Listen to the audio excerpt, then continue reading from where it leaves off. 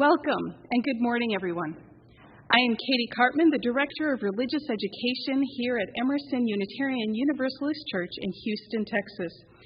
Our beloved community of faith, reason, and affection welcomes all to grow in mind and spirit as together we build a better world.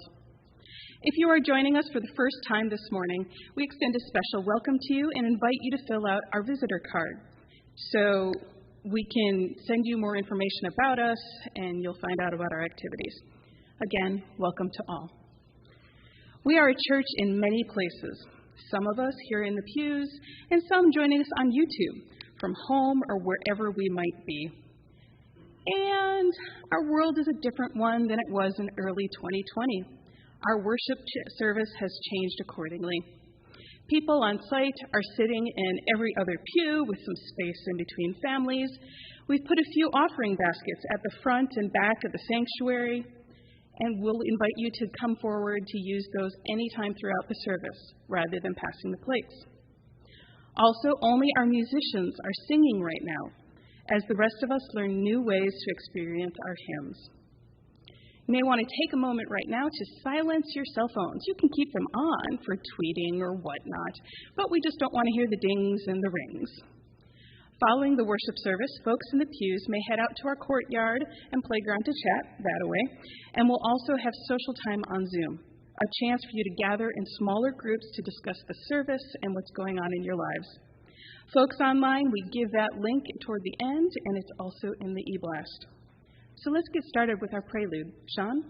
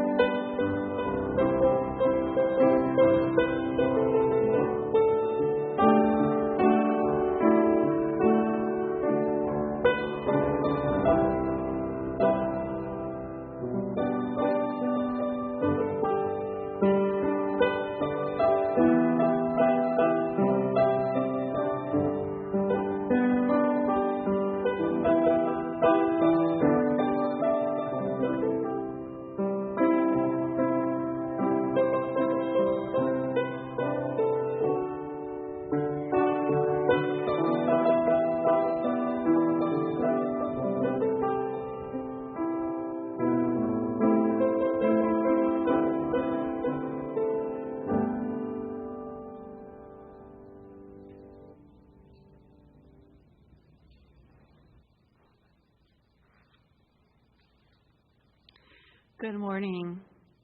I'm the Reverend Michelle LaGrave, the interim minister of this congregation.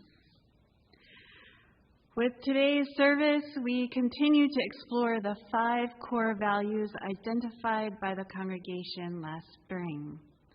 They are caring, community, integrity, ministry, and welcoming. This morning, we will be focusing on the core value of integrity.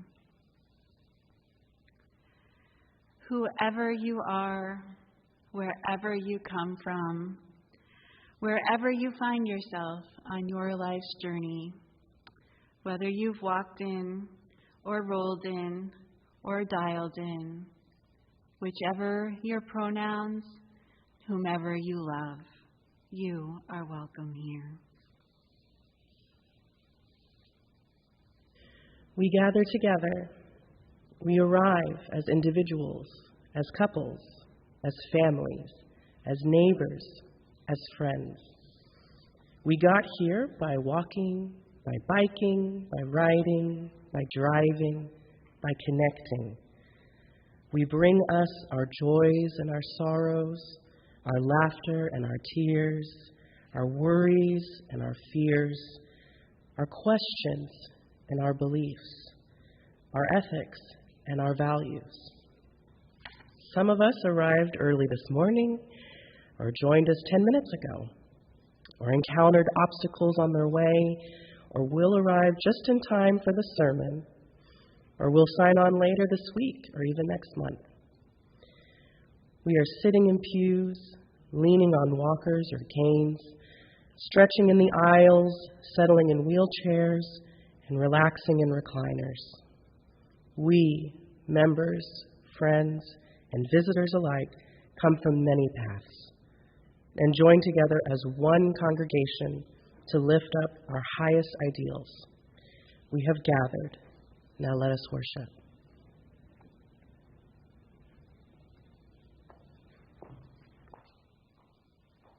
This is a chalice of audacious hope. This chalice shines a light on our shared past, signaling our intention to listen deeply, reflect wisely, and move boldly toward our highest ideals.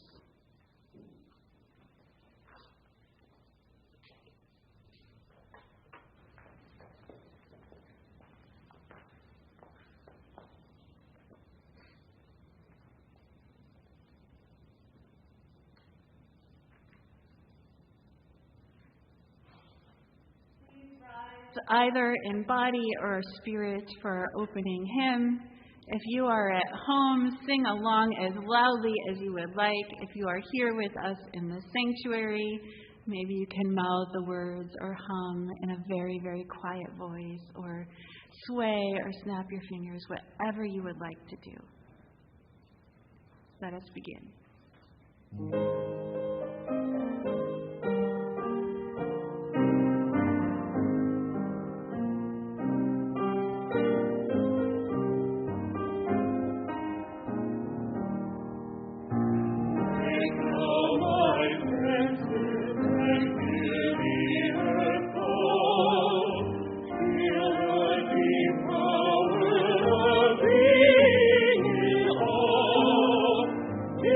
With the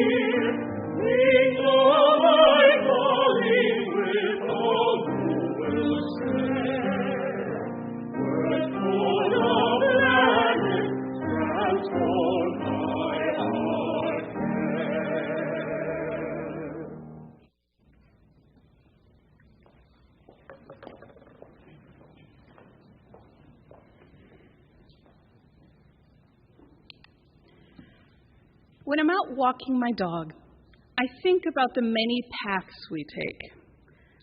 Some are laid out neatly by those who plan our cities and our neighborhoods. Smooth pavement and an easy way between set points. Some more picturesque than others.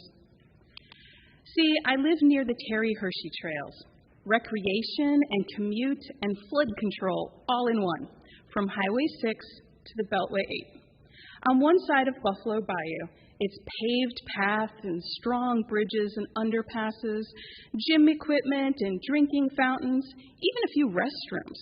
It feels pretty civilized, doesn't it? And sometimes people choose another route. Urban planners call these desire paths. That idea that you can plan as best you want, but folks are going to decide to step outside. They're going to say, I want to go check that thing over there out, or I think I know a straighter route.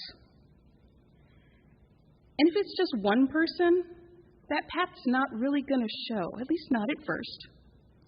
But day in and day out, and as one decides to follow another, a rut begins to appear. Sometimes people might step onto that path just because they're interested in, I wonder why somebody decided to go off that way. What that way is interesting. They may or may not agree when they get to the destination. Maybe we want to get closer to the water, to get a better view of the wildlife, or just find a little solitude. Perhaps we're looking for a little element of excitement, especially on a muddy day. For the record, I have yet to slide all the way into Buffalo Bayou, but it's probably just a matter of time. What you can't tell from this is it's a slope about like this. And the only reason I didn't end up in the water that day is I had my dog pulling me. It was quite the physics experiment. And I managed to grab onto some brambles. I did not take this picture that day because I was a little more concerned with, plummeting. South of the bayou, between Derry Ashford and the Beltway, sort of parallel to the official path, but getting to the same destination, is what's called the Ant Hills Bike Trail. What started as rough paths for mountain bikers has spawned a community of adventurers. They bring in bricks and lumber and shovels. There are wheelbarrows hidden along the path. If somebody rips the carpet out of their living room, it may get wrapped around something to make the next element. They sponsor work days to create an entirely new way. Banked curves and ramps and unlikely bridges. I have not yet crossed that bridge. It's just a bit north of Larry Hildig's house, if you ever decide to go exploring. Some days, we take the paved path. We enjoy the amenities. We wave to our neighbors. Other times, we look for adventure. We admire the handiwork of those who've come before, who've created these elements. And other days, we might even strike out a bit on our own. What paths are you on in your life? Yes, when you're walking the dog, but also, what choices are you making? Where are you staying narrowly in the lines? Where are you forging out? How do you choose which path to take? Who do you walk or ride or roll with?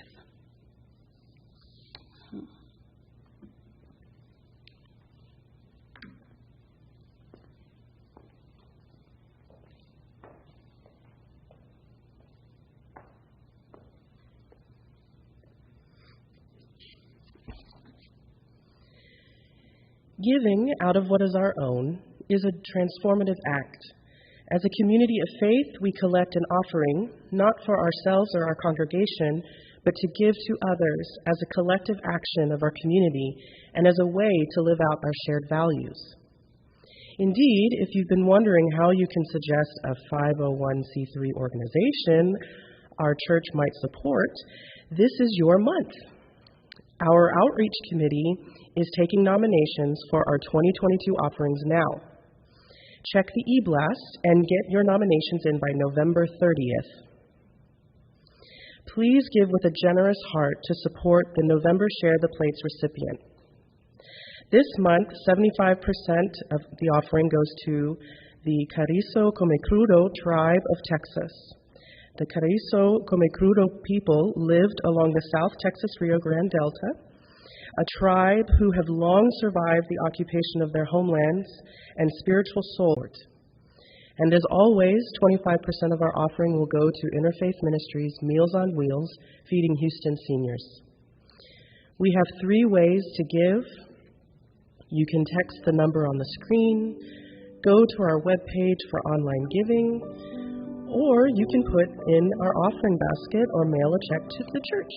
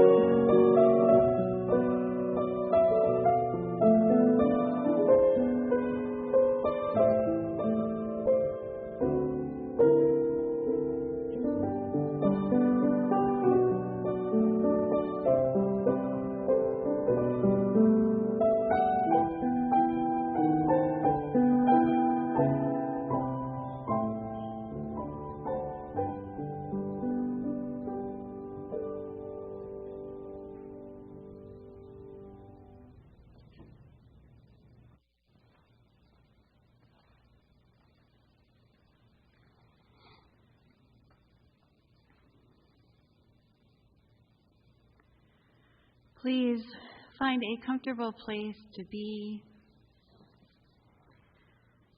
in your seats. Place your feet flat on the floor if you can and if you will, so that you might feel grounded, more connected to the earth which nourishes and sustains us all. Close your eyes if you feel comfortable doing so.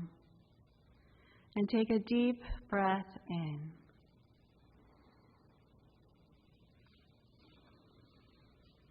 As together we enter into a time of meditation, followed by silence.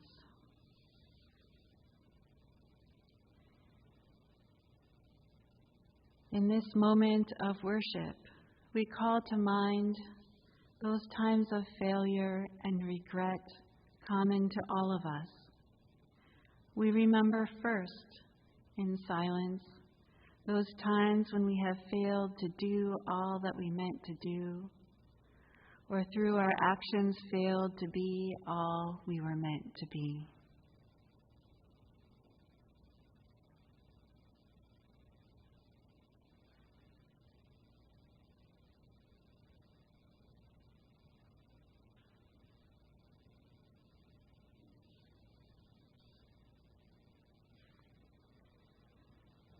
We now recall our moments of integrity, those times we have lived into our deepest values and acted as the human beings we always dreamed of being.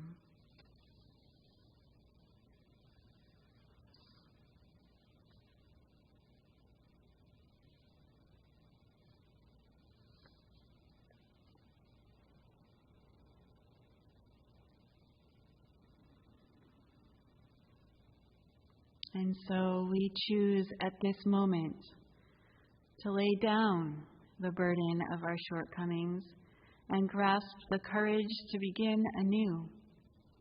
Together we affirm our capacity for goodness and grace, for freedom and purpose and joy. We are not trapped in our past, but freed by creation to live and grow today with gratitude, we enter into the silence together.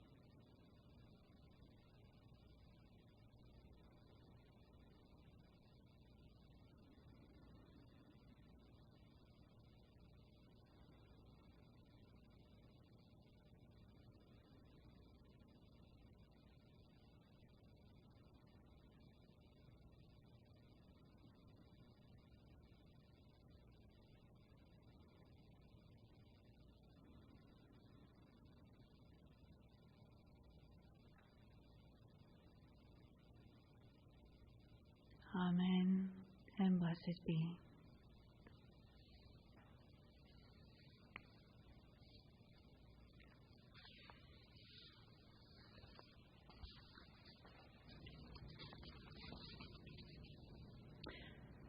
These words come from the Reverend Dr. Kendall Gibbons.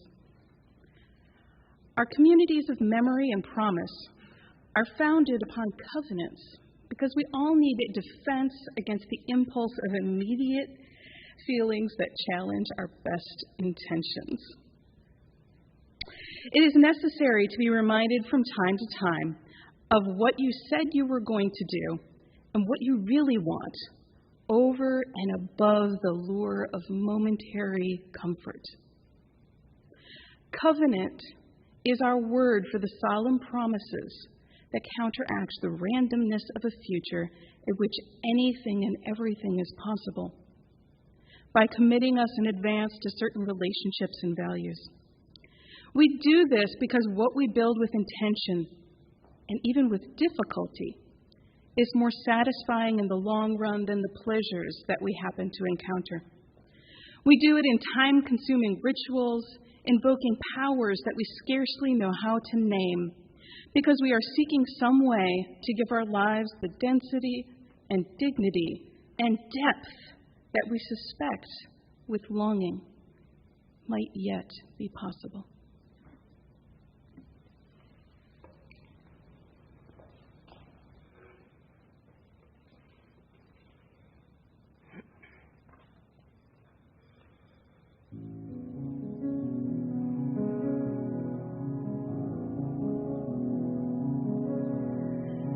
Careful the things you say, children will listen. Careful the things you do, children will see and learn. Children may not obey, but children will listen. Children will look to you for which way to turn, to learn what to be. Careful before you say, listen to me. Children will listen. Careful the wish you make. Wishes are children. Careful the path they take, wishes come true, not free.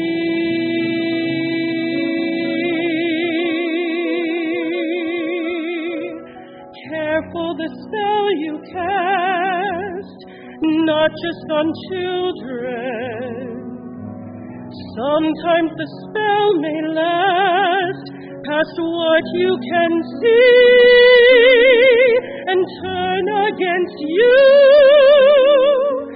Careful the tale you tell, that is the spell. Children will listen.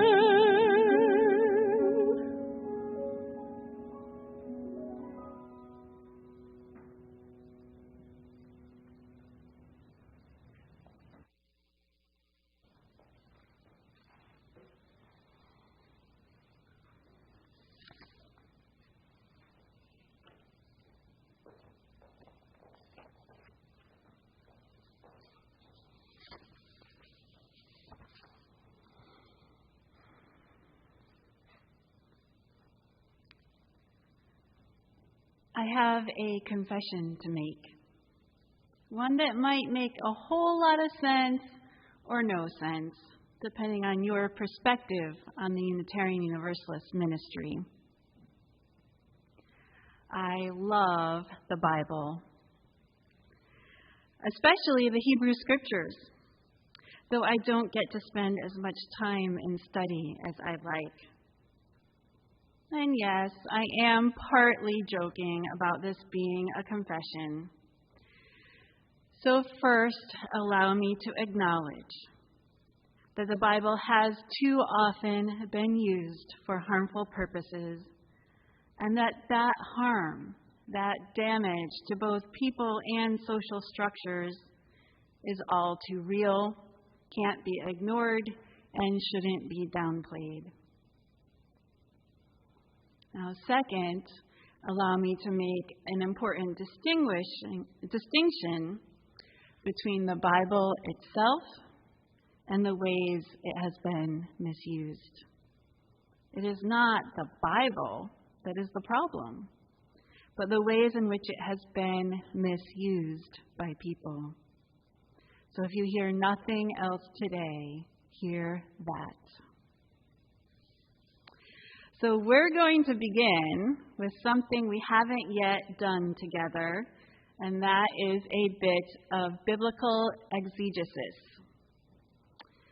Exegesis is the process of critically examining and interpreting the text with the goal of discovering a richer and more useful meaning. And we're going to look at the 23rd Psalm, beginning with the text as translated in the New Revised Standard Version. So, think about this as a journey, a little bit of an experiment. Pretend that you're going to be sitting in seminary for the next 10 or 15 minutes or so. It'll be fun, I promise. This is what the NRSV says. The Lord is my shepherd. I shall not want. He makes me lie down in green pastures. He leads me beside still waters. He restores my soul.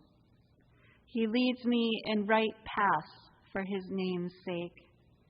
Even though I walk through the darkest valley, I fear no evil, for you are with me. Your rod and your staff, they comfort me. You prepare a table before me in the presence of my enemies. You anoint my head with oil. My cup overflows. Surely goodness and mercy shall follow me all the days of my life, and I shall dwell in the house of the Lord my whole life long. Translation is an art form. When someone is translating from one language to another, lots of decisions need to be made. And in the process, we can lose the rhythm, the rhyme of the original language. Even when the words are translated accurately, the nuances of the words can change or be lost. And what constitutes one word versus two or three can change from one language to another. In terms of biblical Hebrew, to further complicate matters, it is an ancient language. It is also gendered. It is written without any vowels, and there is little in the way of punctuation.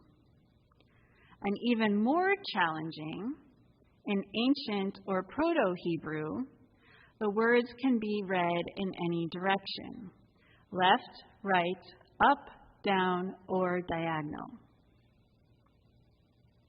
So imagine, just think for a moment, the possibility for mistranslations and misinterpretations inherent in just those facts. And with that in mind, we will dig a little deeper, line by line. The Lord is my shepherd. I shall not want. In the Bible, God actually has a name. God is not God's name. God is actually a title or a role.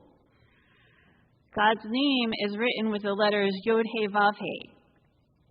And by tradition, the name is considered too holy to pronounce.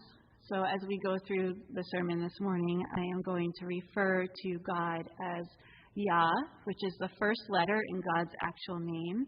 It might feel a little more accessible than using the ancient word of the Lord, which has traditionally been substituted, and for which there are many lords. So Yah is my shepherd. I shall not want. Really, the connotations are I shall not lack. I shall not diminish. I shall not become less. He makes me lie down in green pastures. He leads me beside still waters. Yah makes me lie down in beautiful, new, fresh grass after rain. Those are all of the nuances to that one word in Hebrew. Yah leads me, not just leads me, but leads me with great care besides waters of rest. There are many nuances to these words. There is a more vibrant image, and it invokes greater feelings of tenderness.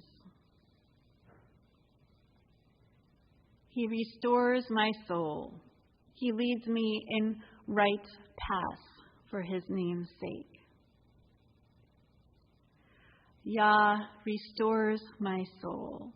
Yah leads me in well-worn paths. Actually better, ruts, like wagon wheel ruts, of what is right and just for the sake of Yah's name.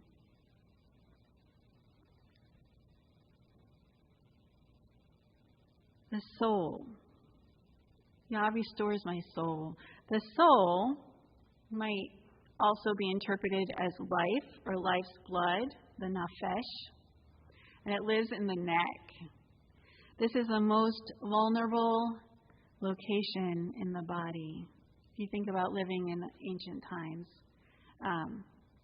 one could take another's life by cutting right into the neck.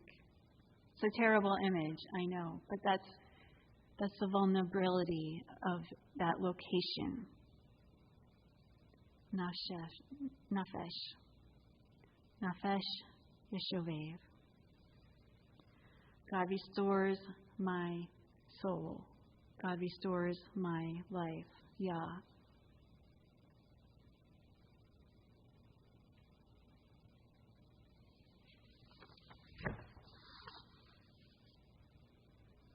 These paths are the right paths and just paths.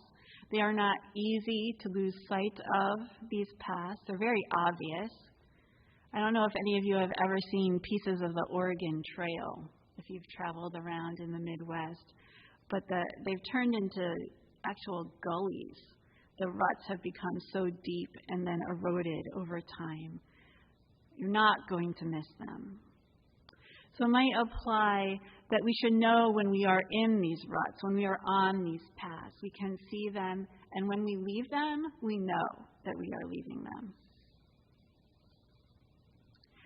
Even though I walk through the darkest valley, I fear no evil, for you are with me.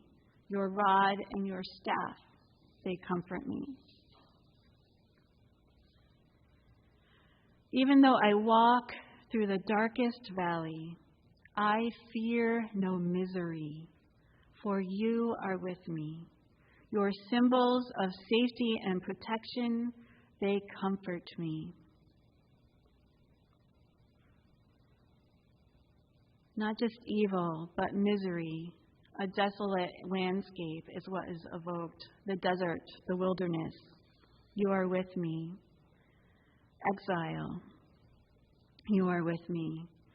The symbols of the rod and staff, which some might interpret as instruments of punishment or God's power, are more accurately understood as the shepherd's tools of protection. The rod is to keep wild animals away from the sheep, not to use on the sheep. The staff is to pull in a sheep that is about to run astray or get lost or fall into danger. These symbols of safety and protection can also be interpreted as the actual symbols of Yah, kind of like a flag. There's or a scepter, a king's scepter, a symbol that shows that this person or these group of people are under the protection of Yah, that they belong to Yah's tribe. So these are all nuances that tend to be lost. This is also a place where we lose a lot of rhyme or wordplay. The way we say, I fear no evil in Hebrew is lo ira ra. Ra and ra. Two different words, but the same pronunciation, which we can't do when we translate into English. You prepare a table before me in the presence of my enemies. You anoint my head with oil. My cup overflows, as in the NRSV. You set a table before me across from those with whom I am in conflict, across from those with who are hostile to me. You revive my head. More accurate than anoint, you revive my head with oil, and my cup overflows. In the ancient world, oil was used to treat dry and cracked skin. And if someone had been wandering or traveling and you were offering them hospitality, you would offer them some olive oil to use on their skin after they had been out traveling in the natural world. My cup overflows. Also, symbol of hospitality to your guests. I feed my guests the best and take care of them first. And this does have connotations of interdependence in the ancient world. Survival depended on the hospitality of strangers when you traveled from town to town, that someone might take you in and offer you oil and food and water. Surely, goodness and mercy shall follow me all the days of my life, and I shall dwell in the house of the Lord my whole life long. Surely, more accurately, only. And here's a place where there are more nuances. Only goodness, sweetness, and constant, unconditional, never-ending, steadfast love. Tov. Often translated simply good. Tov is not just goodness, it's also sweetness. Chesed. Constant, unconditional, never-ending, steadfast love. Not just any old love. Constant, unconditional, never-ending, and steadfast.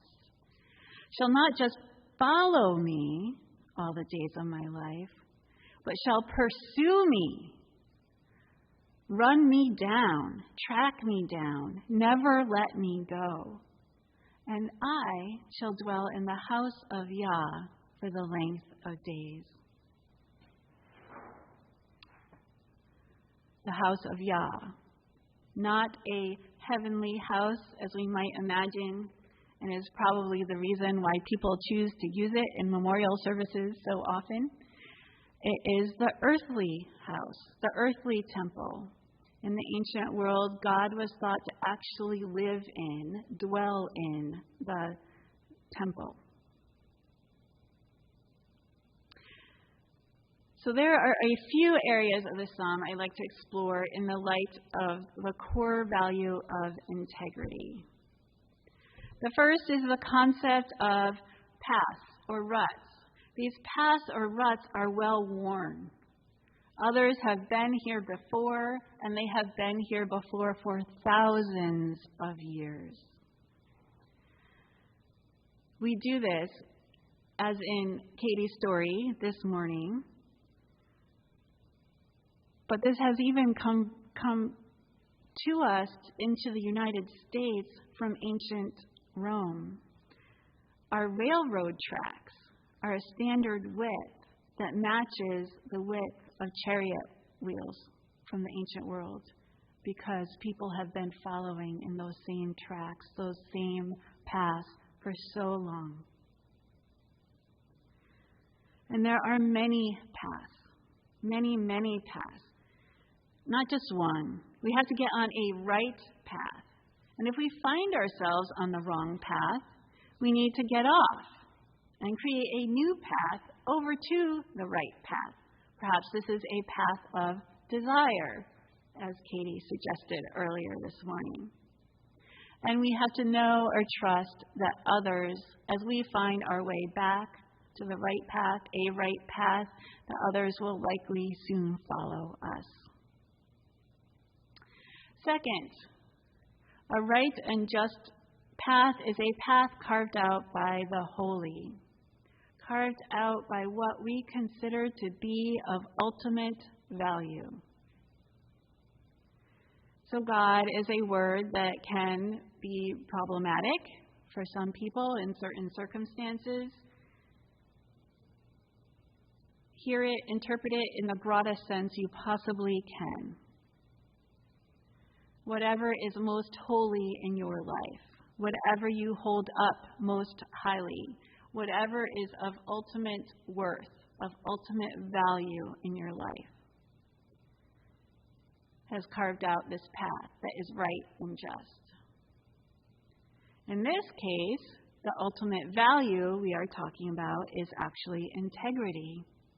Integrity is inherent in righteousness. Integrity is inherent in justice.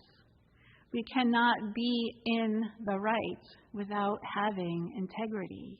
We cannot have justice without having integrity. And so this congregation, which has lifted up integrity as a core value, is seeking to follow a path carved out by integrity. Third, why would we want to follow along in a rut? Even if it is a righteous rut, what will happen to us if we do so? What will our reward be? The answer suggested by the psalmist in the way we might interpret this text is that when we follow any given path led by the holy or carved out by integrity, our souls, our very lives are restored. Our cups overflow. We are renewed and refreshed. We are not diminished. We are not diminished if we follow a path of integrity. Where and when? Fourth, where and when shall we receive this award? This is perhaps the most relevant question to our universalist heritage. It shall be here on earth, and it shall be for all the days of our lives.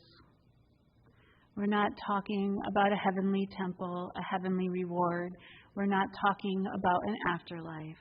We're talking about following a path of integrity and being rewarded for doing so right here, right now, as we live our lives together.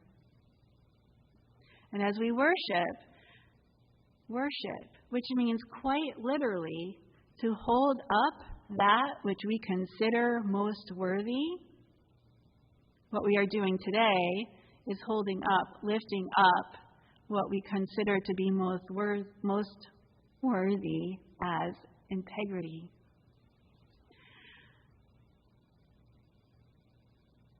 And so there's another question that comes up for us today, and it's one that came up in the discussions that happened back in the spring in the 2 congregational events we held, and in the follow-up conversations with the transition team and the staff, which is, how does a group hold integrity? Is integrity an individual act, or is it something a group can hold as a value? I would suggest that, as Reverend Dr. Gibbons suggested in our readings this morning, that it all begins with covenant. Unitarian Universalists are a covenantal faith. Our principles, whether they be 7 or 8, more or less, are actually written in the form of a covenant. They tell us how to behave, how to act with each other, not how to believe, but what to do. And if you don't know what I mean by that, the 7 or 8 and all of that, the UUA bylaws require us to periodically review our principles so they are constantly relevant and we can reflect our learning and our growth as we move through time. And it is time for that to be happening right now. There's something called the Article 2 Study Commission, which is going on right now. And if you see it in your e-blast, there's an opportunity for you to speak with the Article 2 Commission and have your voice heard about your thoughts about what our principles should be, whether they should stay the same, whether they should change, and if they should change, how they should change. So we, as UUs, have many covenants. There is one that holds the association of Unitarian Universalist congregations together in a very broad covenant, which includes our principles. But there are congregations that have covenants, multiple covenants. Small groups have covenants. Classrooms have covenants. There are many. We can think of them as a sort of trail map that show us how to find that right and just path. So our group integrity, to my mind, lives on in our covenants, but also in good process, in good policy, and not just as something written down, but in the ways that we stick to our good process, stick to our good policy, the ways that we return to our good process and return to our good policy when we find ourselves going astray, the way we review and revise them. Are you picking up yet that this is leading up to something happening later today? I'm looking at Greg, and I'm sure there are probably others too who are involved in this. We have our town hall coming up to talk about good governance right here at Emerson, which is one of the main ways in which integrity lives on in a congregation. The children are listening. The children are watching. The children are learning. The children are waiting. Which path or paths shall we take? May our choices be ever wise. Amen, and blessed be.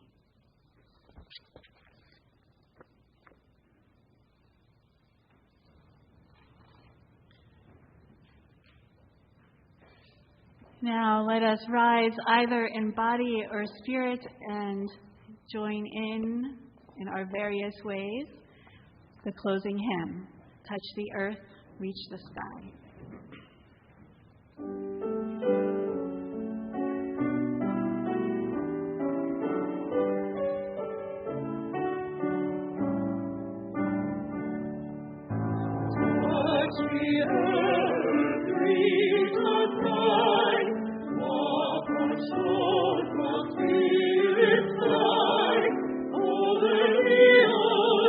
Over the faith of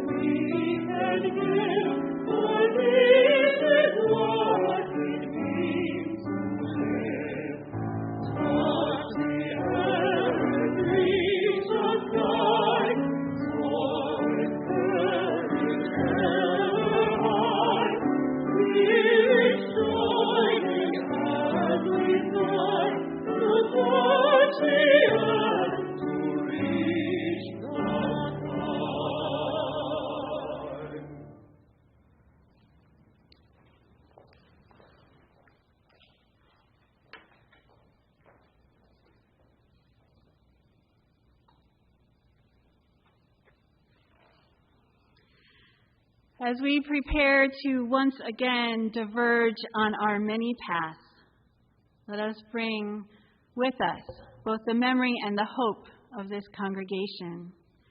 As we go forth, let us share with all others the love and the integrity we have discovered on this one path. Go now in peace until we meet again. Amen. And blessed be. You may be seated.